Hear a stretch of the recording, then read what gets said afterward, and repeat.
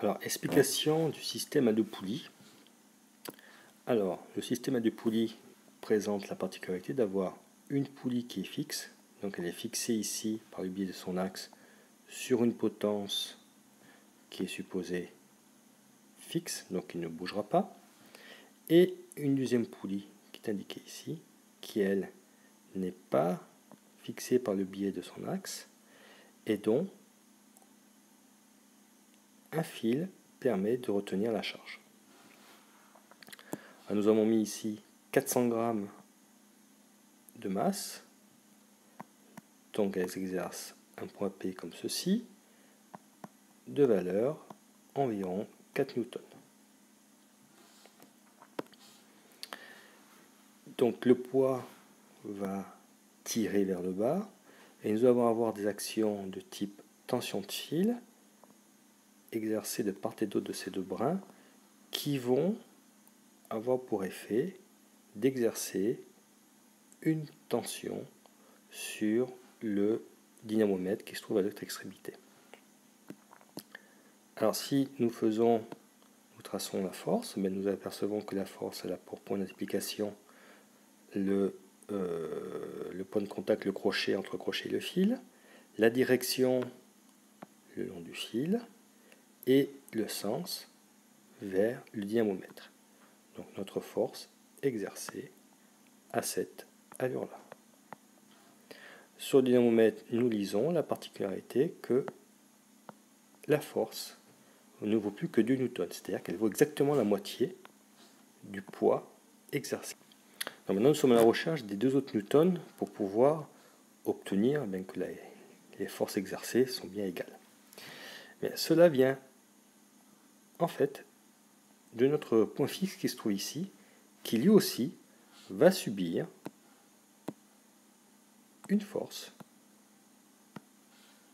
orientée comme ceci, que j'appelle F', et qui se trouve être exercée le long de ce fil. Donc nous la retrouvons exactement là. Et de la même manière, la force exercée sur le dynamomètre va s'exercer le long du fil pour se retrouver ici. Donc nous avons 2 newtons là et 2 newtons qui nous manquaient qui se retrouvent ici. D'où la relation suivante: le poids plus la force exercée par le dynamomètre, c'est-à-dire l'utilisateur, plus la force exercée par le support de notre poulie est égal au vecteur nul, puisque nous sommes en équilibre statique. Alors nous remarquons une chose assez intéressante avec ce système, c'est bien un système type machine simple, puisque à une charge de 4 newtons exercée, nous devons uniquement faire un effort moitié, c'est-à-dire ne plus fournir que 2 newtons. C'est le premier point. Deuxième point, grâce à la poulie fixe, nous pouvons à ce moment-là jouer sur l'écartement, donc la direction et le sens exercé par l'utilisateur sur le brin de fil pour pouvoir soulever notre masse.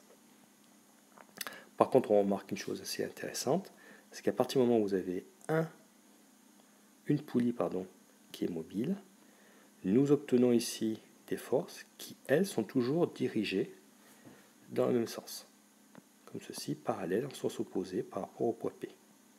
Par contre, nous avons divisé par 2 l'effort à subir. Donc en résumé, une poulie fixe nous allège aucunement sur l'effort à fournir, mais nous permet de jouer sur la direction de la force à appliquer. Par contre, une poulie mobile nous permet de diviser ici par 2 l'effort à fournir, mais par contre, la direction et le sens de la force est toujours imposé.